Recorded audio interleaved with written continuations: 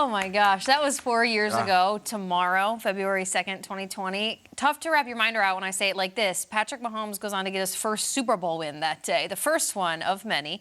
The Chiefs end their 50-year championship drought by defeating the 49ers 31-20. There have been some changes between those two teams since that moment 4 years ago tomorrow. What's the biggest difference between Super Bowl 54 and 58 in the way the teams look? Yeah, the obvious thing is the rosters, and we went over that earlier in the week when we talked about the 8 and 9 players remaining for these two teams. But as I'm looking at those highlights and I'm seeing Patrick Mahomes and he's celebrating, he's on the stage, it's just like that Chiefs team, Patrick Mahomes, like he was a diaper dandy at that point to get from my guy Dickie Van Dyke. And it's just like, you look at where they are as a team now, where they were at that point. That 2019 team, that was their first Super Bowl with Patrick Mahomes and the guys on that team. Tyreek Hill was just 25 years old. And they're going into that game the year before they lose in the AFC Championship game. And now they're on the big stage for really the first time with an opportunity to learn and figure things out. The beginning of this season, they released their two longest tenured players in Eric Berry and Justin Houston. So this was a team that obviously was really good.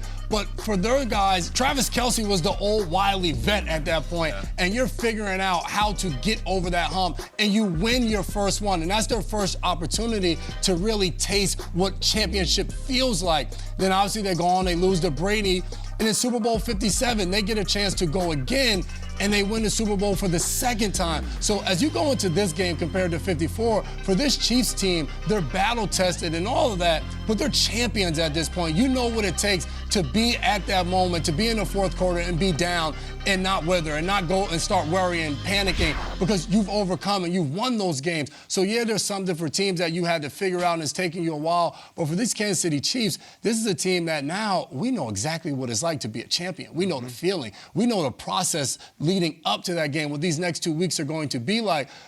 I think for these Chiefs, they're looking at this as, all right, in 54, we went in and we're like, all right, we got to figure this thing out. We're talking to each other, having a good time. Now it's just like, all right, it's strictly business. We know exactly what we need to do to win that game and have that confetti falling over us. You now have to beat a champion in Super Bowl 58 compared to 54. You said battle-tested. How about battle-scarred?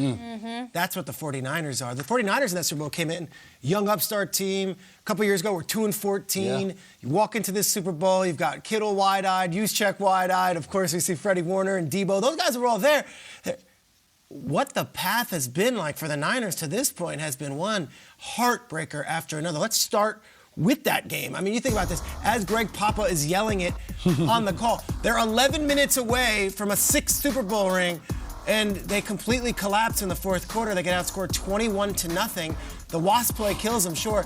But what about this one? Sammy Watkins on Richard Sherman, and of course, then the Chiefs offense comes alive in the fourth quarter, and Mahomes does what he pleases. So that's the loss, all right? We go through a pandemic. They couldn't, it's horrific. It's the whole thing. We're in the pandemic. And they say, we're going to play the NFL season. Well, week 2, on the MetLife turf, the Niners team just comes undone. Bosa tears his knee. Garoppolo gets hurt. How about that MetLife turf? And this was with no crowd. It was so... The silence is deafening. It was with an empty crowd, and it's like, well, that was your season, losing your starting quarterback and your best defensive player. Bosa out.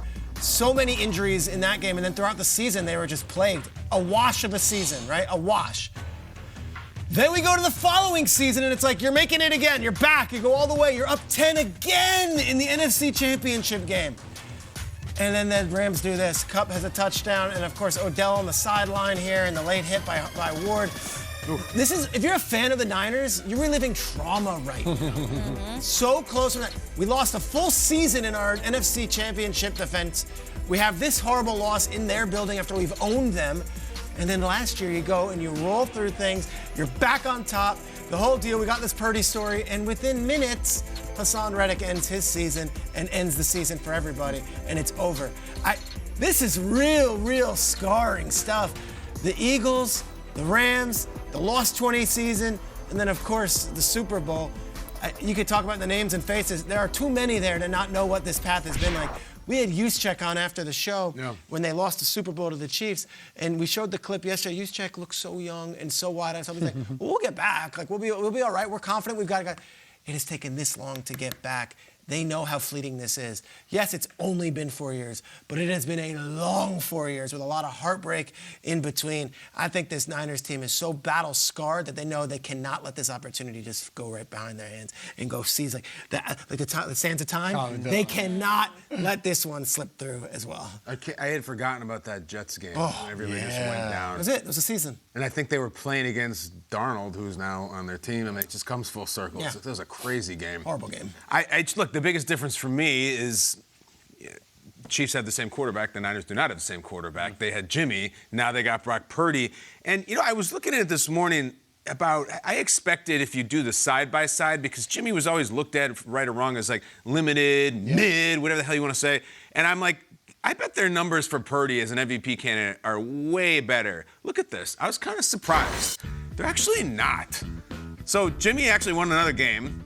Fewer pass yards a little bit, fewer touchdowns, interceptions. Like, I would say the Broncos are slightly better. It's fine. This was no landslide.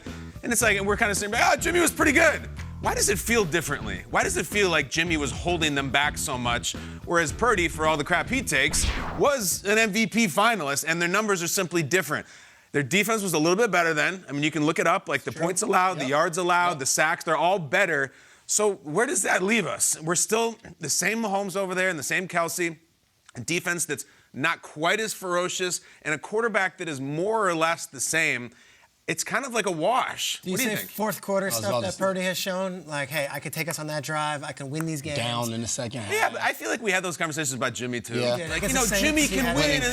And won against the Saints in the Dome. We talked about for 6 months. Yeah. But there was also a sense, I remember, and it was a vivid sense that, like, oh, my God, Jimmy, don't make the Jimmy throw. Because he had made some wild throws that killed the team. In Lambeau, they win that amazing game in the division round, and Jimmy threw one on that Saturday night that was just a lame duck. You're like, Jimmy, don't do that. I know. We were getting to the point with Jimmy, and I don't know how this became a Jimmy segment. It's probably my fault. But, like, when he would drop back on, like, a 3rd and 6, you're like, just check it down. Just throw it out of bounds and punt. Let Bosa and Warner do it on defense. There was a trust that was missing in Jimmy that even us on the couch didn't feel like a trust in Jimmy. And I think Shanahan, frankly, had some of that. Yeah. I think he trusts this guy completely. I think it's a different animal. He's younger. He's a little bit bolder, maybe a little less afraid. I thought Steve Young had this incredible quote about Brock Purdy, and it was relating to the draft and all that stuff. And he says, he just shows up calm. Some quarterbacks have calm to them and is completely immeasurable. It doesn't show up in an interview. It doesn't show up in drills. It doesn't show up until it's 3rd and 9 in some big game, and they're just calm. And some of these guys who run a 4.4 and can chuck it 80 yards, they shake. Brock Purdy is calm, and that's from one of the coolest quarterbacks to ever play it.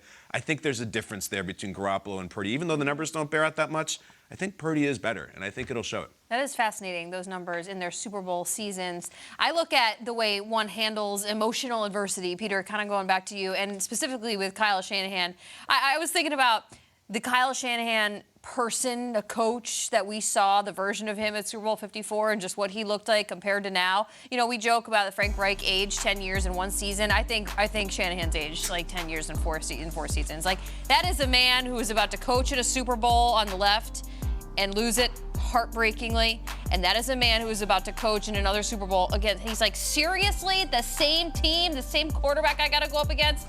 This is a hard job, guys. This is a hard team to manage in any league. Wins are hard to come by in the regular season. Super Bowl wins, even harder to come by. Kyle Shanahan, I hope you can shed this sick feeling and channel anything that has come your way in the last 4 years and put it all into great purpose, because, like, I'm scared about what the next 4 look like for him emotionally. Bring up the picks again. I'm going to take a look at Dive picks in. again. It's like Obama before he got in office. Yes. No, give me the side-by-side of Shanahan. The split. 10 seconds ago. The split. Oh, yeah.